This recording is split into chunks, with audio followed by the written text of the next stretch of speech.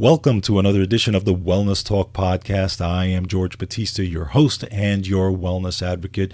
Wellness Talk's the show that goes over the latest in health, healing, nutrition, fitness, everything we can do to help you take responsibility for your health and hopefully help you live a longer and healthier life. As always, we've got brand new information for you this week. First, out of the University of Georgia, colorful, fresh foods improve athletes' vision. So if you think about it, athletes are always trying to gain the advantage, right? Especially in vision. You know, they're on the field. They have to be able to see long distances, right? Think about the outfielders in baseball. Think about the wide receivers in football or even in golf. They need to be able to see over those long distances. So anything they can do to gain the advantage obviously is a good thing. Well, out of the University of Georgia, they're now showing that if you have a higher intake of fruits and vegetables, especially the multicolored fruits and vegetables, it actually can help athletes and their vision. So we're going to talk about that. We're going to talk about the specific things that are in these fruits and vegetables that help to build up in the eye that can help, again, athletes, gain the advantage. So this is good information on this. Then from the wellness company, nattokinase and Nigella stevia extract show promise in treating pulmonary fibrosis. Now, nattokinase has been getting more press lately, especially from the wellness company, because they're showing that it can do many things. It can help you in many different ways.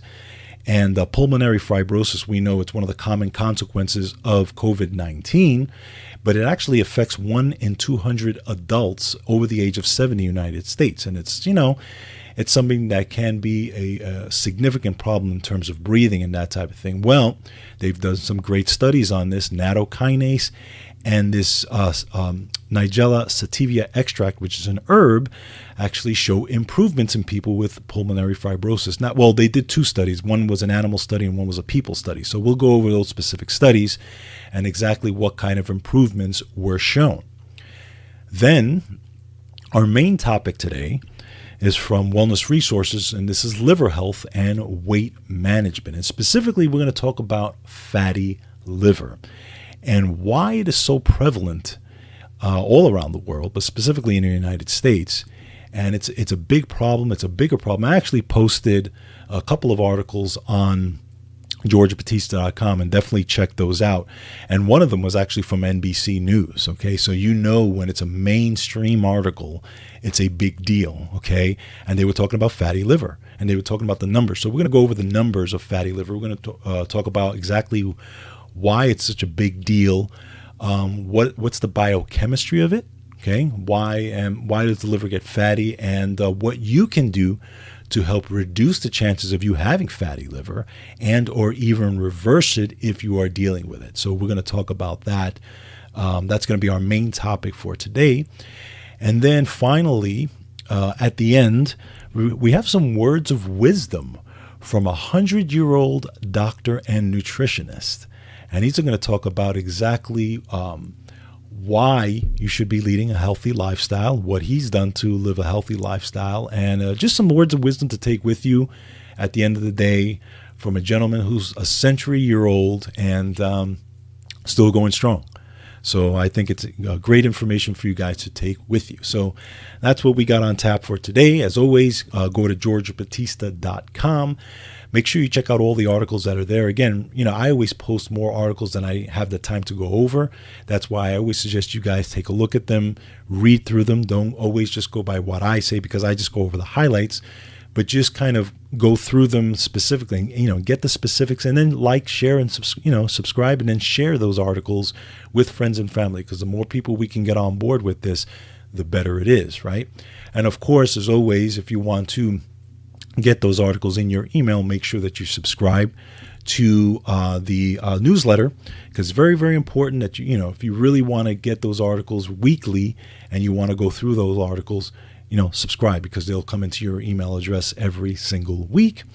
And of course, if you want to support the show, there's a support the show button at the front of the website. Anything you can do to support us goes right back into the show.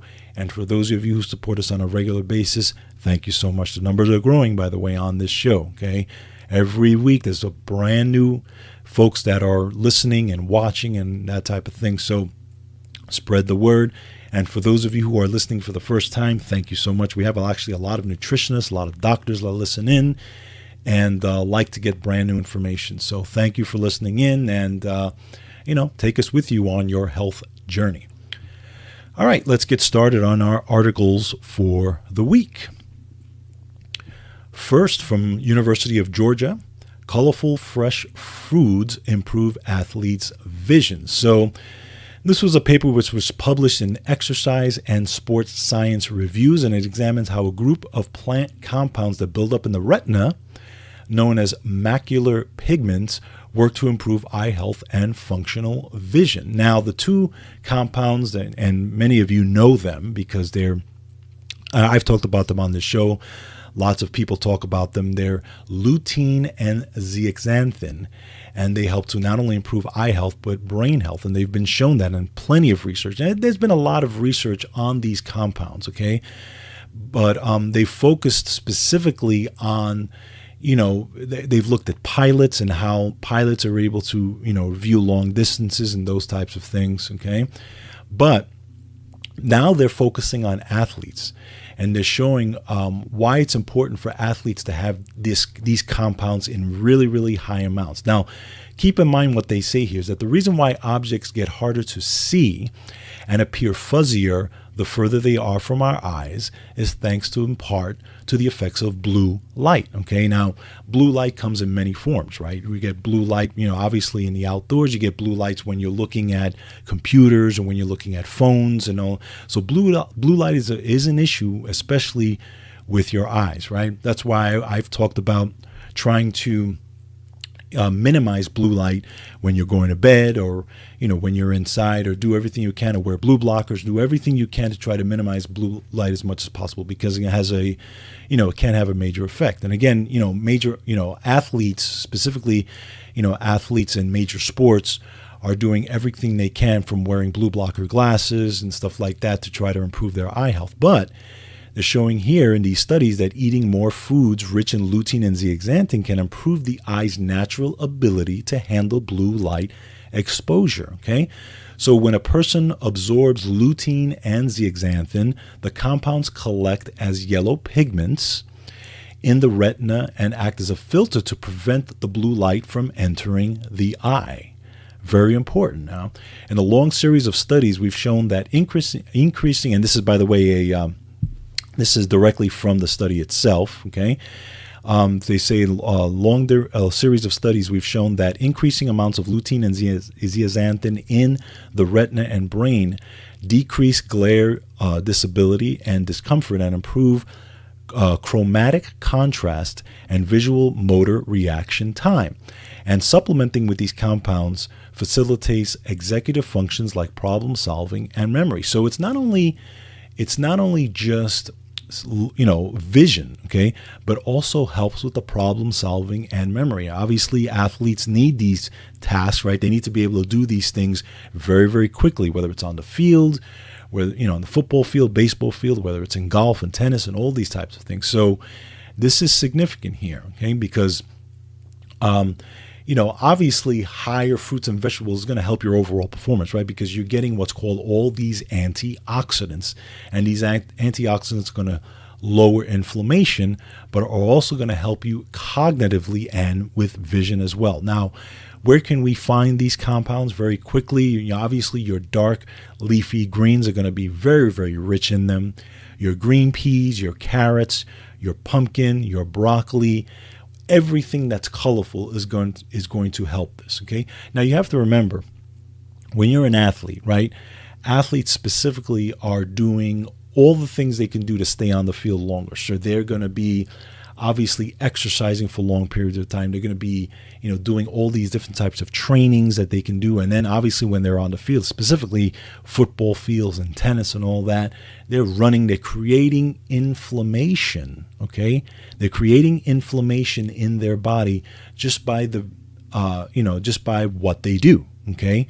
And running and jumping and diving and all these types of things, okay? You're creating lots of inflammation. Now, that's just a byproduct of what you're doing on the field, okay? But think about it. if you're taking in these high fruits and vegetables, number one, you're taking in the antioxidants to help bring down the inflammation. You're also helping your vision. You're helping your cognitive ability, your problem solving, your focus, all these types of things. Because remember, all these fruits, fresh fruits and vegetables, that's what they do. All these antioxidants, that's what they do. So taking in these antioxidants at higher ORAC scores is the main thing to do. Okay, this is what you want to do. And if you want to supplement them, that's great too. They talk about supplementation here as well. So, but if you want to get both, both the best effects, eating the fruits and vegetables obviously is number one, and then supplementing on top of that is number two. So if you can get the best of both worlds, that's a great thing. But it's showing here good news for athletes. And get your fruits and vegetables as much as you can, whether you're supplementing, eating, or both. It's going to help you on the fields, and that's good news.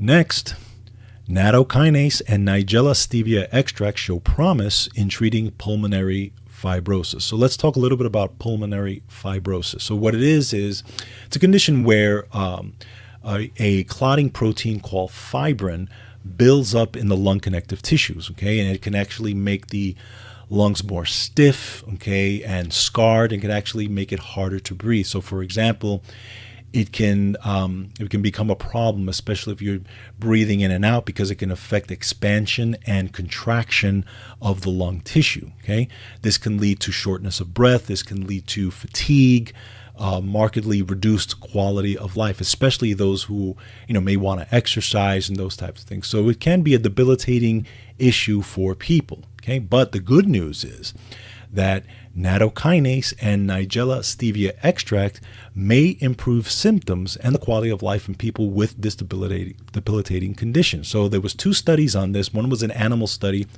and one was a people study. Okay, so the first study in question was an open label prospective trial conducted on a small sample of people with a confirmed diagnosis of pulmonary fibrosis. Okay, and by the way, nattokinase, for those of you who don't know, it's an enzyme found in fermented soybeans, and you also find it in a Japanese food called natto. Now, natto is not really eaten in the States much, but it's definitely eaten in Japan.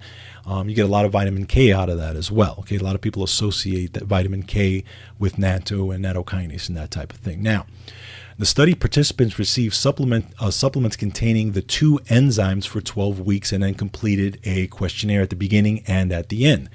Now, this is what the results showed.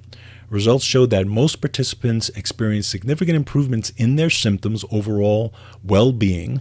Specific improvements were noted in mental and physical health, as well as the severity of shortness of breath, and the benefits were seen in more than 84.6% of the subjects, depending on what they measured. So 84% of the subjects got great results from these compounds. Fantastic news. Okay, this is great. And this was people. Now, this was not animals. So that's what makes this significant. Okay, now there was another study. This was a study on rats, and this was specifically with Nigella stevia extract. Now, Nigella stevia extract is derived from black cumin seed. Okay, it's been used for thousands of years for all different types of conditions. Okay, but they focused here on rats with pulmonary fibrosis. There was actually 52 rats in this study. So they gave them the Nigella stevia extract, and then the lung tissues were examined at the end of each period and inspected for the amount of hydroxyproline and biomarkers for oxidative stress and inflammation. The results showed that Nigella stevia extract was effective in reducing inflammation and fibrosis in the lung tissue. Additionally, the extract helped decrease hydroxyproline concentration, which is a marker of fibrosis, and improved antioxidant activity in the lungs. So again, I know this was a rat study, but this is fantastic news because, again, it's showing that these types of compounds have great ability to do, great ability to improve markers of inflammation. Okay, again, people study and rat study. Great news for this. So I would suggest taking a look at these compounds. Now, the Wellness Company does have a great supplement with nattokinase and Nigella stevia extracts. For those of you who are looking for a great, supplement, take a look at the Wellness Company on this, because they're doing great work. And nattokinase, by the way, has been, they've been talking about a lot more recently, because it's been shown to be, beneficial in many different situations, specifically people with COVID-19 and dealing with, consequences of that as well. So again, take a look at the Wellness Company. We talk about them all the time. They have a great supplement on that. But great news for those of you dealing with pulmonary fibrosis. Obviously, you got to talk to your doctor, if you're on medications for that. But this is good news, and hopefully there'll be more information coming out about this. All right, next. From Wellness Resources, liver health and weight management. Specifically, we're going to be talking about liver health and fatty liver disease. So let's go over the numbers as we typically do.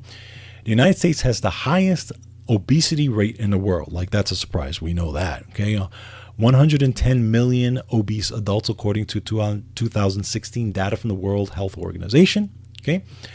But let's talk about fatty liver specifically. Okay, fatty liver concerns now affect 1 in 4 worldwide in the United States, and an estimated 90% of obese individuals have fatty liver. And when we talk about fatty liver, we're talking about non-alcoholic fatty liver disease. Very different from fatty liver disease derived from alcoholics. Okay, it's actually becoming even more prevalent than that. Okay, because we used to, it used to be that alcoholics used to used to see fatty liver in alcoholics many, many years ago, right? That was a normal thing, because obviously you're drinking alcohol to excess, you're going to damage liver. It could lead to cirrhosis and liver cancer and all those types of things. So that was more of a normal thing. But now we're seeing non-alcoholic fatty liver disease in people who don't even drink. This is a huge problem. Okay, huge problem. Okay, so they've done studies on this. Okay, and when they looked at it, there was a study from the National Health and Nutrition Examination Survey, an analysis of data from 32,726 adults who participated in that study, revealed that overall, non-alcoholic fatty liver disease rose from 16% in 1988 to 37% in 2018, an increase of 131%. That's crazy, okay?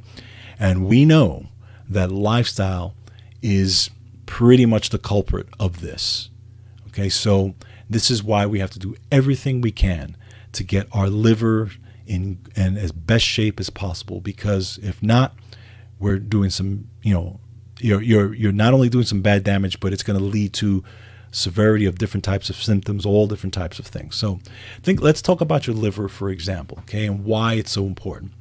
Your liver plays a central role in the metabolism of all your calories, okay? It could be the food that you're eating, it could be the medicine that you're taking, it could be the supplements that you're taking, okay? Now, during weight gain specifically, when you're starting to gain weight, all different types of ways, right? Especially in the midsections, okay? It's kind of like an inflammatory punch in the nose to the liver, okay? An inflammatory punch in the nose that's coming, from your white adipose tissue, okay? Coming from your digestive tract, okay? Because you could be dealing with all different types of bacterial problems, imbalances, and candida problems, all different types of things. But at the same time, if your white adipose tissue, which is what normally stores fat, is not able to keep up with the calories that are coming in and is not able to store fat fast enough, the primary backup system for fat accumulation is your liver. Think about that for a second. It's your liver, okay? So you're talking about storing some serious fat, and this is a lifestyle problem, okay? Because the difference between the liver and your white adipose tissue, because your white adipose tissue or your adipocytes are normally designed to store fat. They're normally designed for that. That's a normal thing. But your liver actually stores fat in regular liver cells, okay, which is different than how your body stores fat in the other areas. Again, if you think about your adipocytes and that type of thing, this is not what you want, because your liver is not designed to store so much fat. Now your liver gets clogged with excess fat, and then metabolism becomes even more strained, and then your waistline starts to expand. And this is kind of the cascade that happens as you go along, okay? Another thing that happens if you have, for example, excess leptin production from your white adipose tissue, which can cause a depression in what's called adiponectin. Now, adiponectin is the companion hormone for leptin, but it actually deals with your insulin, and actually deals with helping you ward off type 2 diabetes, okay? So, but if you have low adiponectin, for example, this can cause insulin resistance in your liver, which raises your blood sugar and simultaneously converts sugar to fat in your liver. This is a problem, okay? So this is a cascade that happens as your liver starting to store fat, as your waistline is starting to expand, as you're gaining weight. This is all happening simultaneously due to a lifestyle problem. So let's talk about the factors that can increase fatty liver buildup. Okay, these include your choices of food. Obviously, this is the big one. Okay, but also thyroid. Thyroid can be an issue here. Vegetable oils, huge culprit. Omega-6s are huge on this, okay? Sedentary lifestyle, the typical Western diet. These are the main factors that can lead to fatty liver buildup. Now, one of the big ones, high fructose corn syrup consumption. That's probably at the top of the list here. Remember that high fructose corn syrup wasn't an issue until maybe the early 80s, late 70s, early 80s. They started putting it into the food, and of course all our kids started drinking it and eating it, and all people just started eating it because it was a cheaper thing to use in food than it was for sugar. Okay, and this is what these big companies started realizing. Okay, so obviously they stuck it into the food, and there's a correlation between, fatty liver buildup in the 80s starting to build up into the 90s and 2000s with the consumption of high fructose corn syrup. You can just see it, okay? Now, the most provocative factors of high fructose corn syrup reduce fructose-rich foods and beverages, table sugar, and sucrose, okay?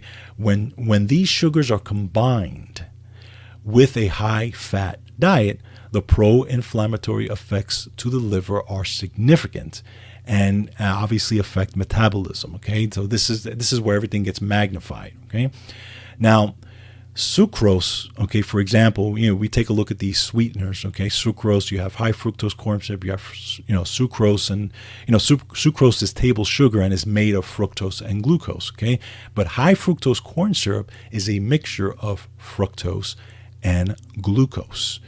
So it's not a natural thing. Okay, think about this. You have fructose that's in, so for example, simple sugars that are in your fruit. Okay, that's normal fructose. Okay, and then you have sucrose. But when you have high fructose corn syrup, which was actually made out of corn, and it's actually genetically modified corn, this is a problem because the storage in your body is completely different when you're dealing with high fructose corn syrup, and it's in everything. It's in your syrups. It's in all different types of salad dressing. It's in your, all different types of packaged foods and your drinks, and these drinks that kids are, drinking, these giant big gulps and all that type of stuff. So huge problem, okay? Now, can you deal with this with nutrients? Well, it can help, but it's going to be harder to reverse it. It's not that simple, okay? But nutrient depletion is a problem, okay? So with insufficient intake of specific compounds like choline and methionine contribute to a fat buildup in the liver.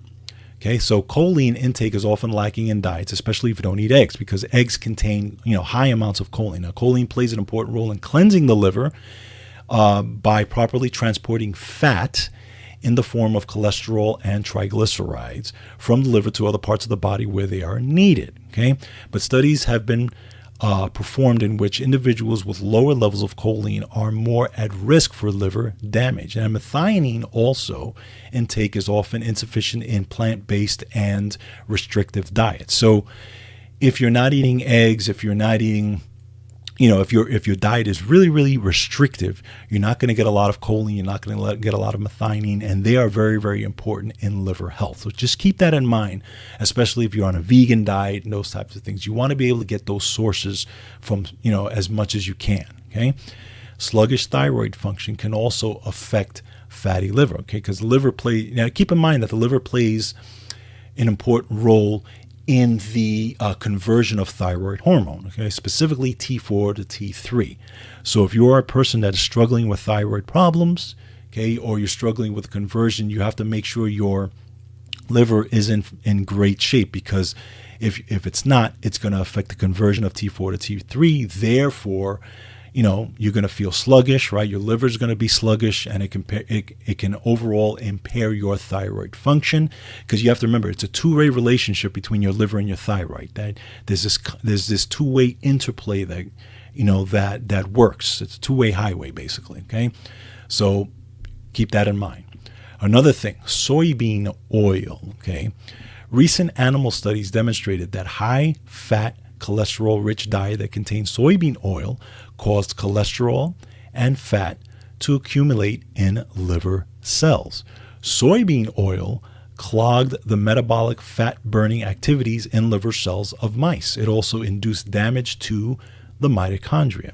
So now, soybean oil can clog your liver, cause damage to mitochondria. Therefore, you have a sluggish liver, and you're sluggish overall because now your mitochondria is affected. Keep that in mind, okay? And most of the soybean oil, by the way, is genetically modified, okay? Another thing to think about, okay? This can also affect your gallbladder, right? Because remember, your gallbladder is what stores bile, right? If your liver is getting punched in the nose by too much fat, by too much oil, all these types of things, and then it has to work with the gallbladder, this is a problem. This can actually lead to gallbladders not working properly, getting stagnant, and there's tons of gallbladder surgeries that are going on every single day, right? It's a major surgery these days, okay? Another thing to think about, okay? Fatty liver and metabolic stress, okay? So fatty liver buildup usually does not cause symptoms early on. You can actually have a fatty liver, and you can also be thin and have a fatty liver, by the way, okay? But metabolic syndrome, okay, it often occurs with people with metabolic syndrome. What is metabolic syndrome? High blood pressure, high blood sugar, high cholesterol, high triglycerides, right? So it can occur in folks who have those issues, okay? So it's not just about gaining weight also. It could also be in folks that have those types of issues. So, there's a balance here, because, your liver, if it's sluggish and is dealing with fat, okay, it's not going to be able to detox properly. It's not going to be able to do everything that it's supposed to be able to do as far as phase 1 and phase 2 detoxification, because your liver does detox in two main ways. That detoxification is not going to work properly, and it's going to be shooting a lot of cholesterol, because now, remember, your liver has to make a lot more cholesterol when your body's dealing with a lot of inflammation, right? That's one of the byproducts of it. So if you're dealing with tons of inflammation, whether it's thyroid issues, whether it's overall inflammation in various areas of the body, your liver has to make more cholesterol to deal with the inflammation, to get your fat soluble nutrients to all different areas of the body. So obviously your cholesterol is going to be a lot higher. I mean, you're talking about a cascade of issues that this can affect. Okay, so it's a big problem. So those are the issues, right? Fatty liver, non-alcoholic fatty liver disease, big problem. And it's just happening now, and even in younger kids, they're finding. So what do we do? What are the tips to help us keep our liver healthy? So let's go over them really, really quickly, okay? Number 1, you want to avoid foods and beverages with added sugar and high fructose corn syrup. Table sugar isn't, obviously in many processed foods, but you want to, try to reduce that as much as possible. Now, the American Heart Association recommends that men should consume no more than 9 teaspoons or 36 grams of added sugar per day. For women, the recommendation is no more than 6 teaspoons or 25 grams of added sugar per day. Okay, people are getting way more than that. I know people are getting mine because I don't consume that much as well. Number 2, avoid refined or ultra-processed foods and beverages. Avoid foods with trans fats. Number 3, reduce or avoid alcohol, obviously, okay, because alcohol can make it a lot worse, especially if you're dealing with, now if you have that from food and then you put the alcohol on top of that, you're really doing a job on your liver. Number 4, reduce or avoid intake of soybean oil, okay? Take time to read your packaged food labels and ask questions, okay? Especially when you're eating at a restaurant, ask a lot of questions if you can, okay? I know people don't want to do that. They don't want to, be a pain at the restaurant, but you know what? If it's a healthier restaurant, or if it's a restaurant that has healthy options, then maybe you can take a look at that, okay? Number 5, choose whole, unrefined foods, and at least 80 to 90% of the time. And this is what I talk about all the time when it comes to diet, right? 80-20. You want 80% of your diet to be fresh fruits and vegetables, whole grains, the good stuff, okay? 20% of your diet, that's fine. Obviously the goal, the best thing would be 100%, but nobody does that, okay? And you want to leave room to have some fun. You want to leave room to have some good, especially parties and social celebration and all that type of stuff. That's fine. So I say 80-20, okay? 80% eating good stuff, 20% eating the junk, okay? And if you have an overall good lifestyle, especially with the exercise and all that type of stuff, stress management, that 20% is not going to be as a big deal to you as if you didn't have that. Keep that in mind, okay? Increase fiber intake to at least 25 to 40 grams per day. This is going to help you not only in the bathroom, this is going to help your gut, this is going to help friendly fiber, this is going to help you ward off, diverticulosis, diverticulitis, all that, which a lot of people have as well. Okay. And again, try to reduce the amount of omega-6 oils or the processed stuff, the processed oils that you're eating. That is huge. That is one of the biggest drivers of this, the omega-6 oils. So another tip, by the way, you want to increase your omega-3s, okay? Your salmons, your wild caught salmons, your seafoods, your good seafoods, and eat much more of that type of stuff. Anything that gives you good omega-3s, that is going to help you balance with the omega-6s, because right now our ratios of omega-3s to omega-6 is like 15-1, for example, omega-6 versus omega-3. So you want to bring up that omega-3 to try to bring it more in balance with the omega-6. And then the only way you're going to be able to affect omega-6 really is to try to bring it down as much as possible, okay? You're never going to get omega-6 out of your diet 100%. It's just impossible. There's just too much omega-6s, omega-6 oils in your diet. It's just way too much. But we can try to put the odds in our favor by lowering it as much as possible and bringing up the omega-3s. And if you want to bring up the omega-3s as well, if you want to take a fish oil supplement, my suggestion would be to get it from a really reputable supplement company that uses the triglyceride form of fish oil. You want to get at least 1,000 milligrams of fish oil, if at all possible. EPA and DHA. Flax seeds is very good at that as well. You can add flaxseed to your cereals, to your oatmeals, those types of things. But try to bring up your omega-3s, bring down your omega-6s. That's going to help. And number 7 is follow a good diet. I follow the leptin diet. I don't eat after dinner. Okay. I eat 3 meals a day. I allow 5 to 6 hours between my meals, and I do not snack. I don't eat large meals. I try to have my meals, not where they're going to, give me so bloated or so full after it that I can't do anything else. Okay.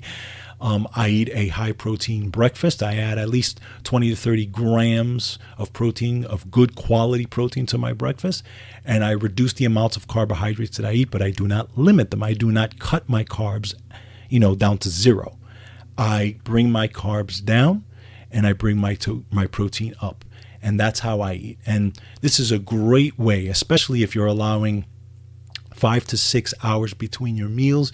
You're allowing time for your liver to do its job, to try to get back, to detoxing and getting back to doing its job. Okay. And if you don't eat after, let's say 7 o'clock, for example, and then you don't eat again till later on later in the morning, that's a great thing, because again, you're allowing your hormones to work properly. You're allowing your liver to do whatever it needs to do properly.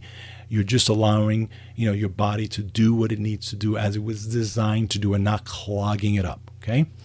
Now, here's the number one thing that you can do right off the bat if you want to make sure that you, lower the effects and or reverse fatty liver.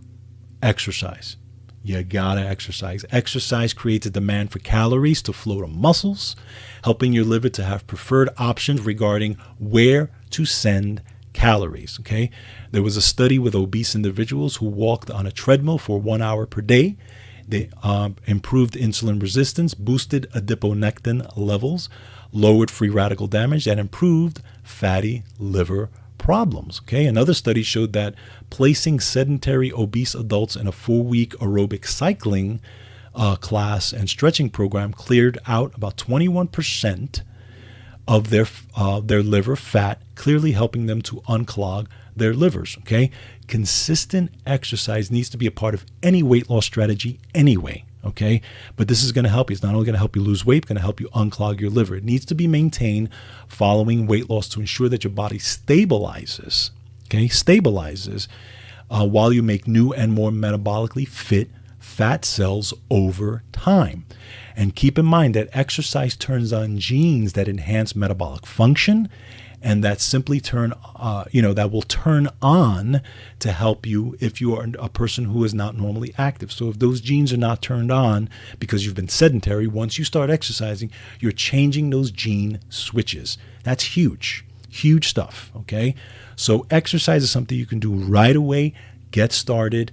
Number one. Okay. And then you combine that with your good food, your 80-20 rule, your leptin diet, if you're going that way, okay, and then maybe some supplementation that works well as well. Again, comprehensively, that's what we're looking to do to ward off fatty liver. Remember, fatty liver, you may not have signs of it, you may not have symptoms of it in the beginning. Keep that in mind, okay? So there are tests that can show, liver problems, liver function, or fatty liver, so you can take a look at those. But these are just my tips on helping it. It's a big problem. It's a big problem everywhere, but it can be helped. It can be reversed, or you can prevent it. Obviously, prevention is the number one key here, right? So just keep in mind, those of you who want to keep your liver in good shape. All right, and finally, just some words of wisdom from an 100-year-old MD and nutritionist. This is John Scharfenberg. He's an MD, physician, nutritionist, and he was a professor of nutrition at Loma Linda University for 62 years. And he was also director of the International Nutrition Research Foundation in Riverside, California. Okay, he's 100 years old, going strong, and he has just a couple of tips for those of us looking to lead an overall health lifestyle and hopefully live to 100 like he is. So check this out. The World Health Organization agrees to it. American Heart Association, the European Cardiology Society, they all agree to this, that if you avoid 7 risk factors, lifestyle factors, you can reduce the risk of a heart attack or stroke, cardiovascular disease, 80%. You can reduce the risk of getting diabetes, 88%. Now, what are these 7 risk factors? Tobacco, alcohol, inactivity, no exercise, overweight, and then they said too much meat and sugar. They added 2 others. They were high blood pressure and high blood cholesterol, okay? If you just do the first 5, you don't have to worry about the other 2, because those first 5 help to keep your blood pressure down and your cholesterol down, okay?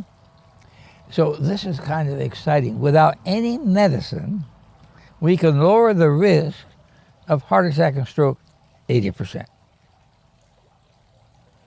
Now that, to me, is really exciting. You don't have to have all these pills. Now, cardiovascular disease is killing more people than the next 5 leading causes of death combined. And here we don't need any medicine for it. Just lifestyle, exercise, no tobacco, alcohol, this kind of thing. Yeah. Keep your weight down. It's kind of exciting, but doctors haven't really accepted this yet. So look at that. I tell you, if I live to 100 years old, I want to be like that guy.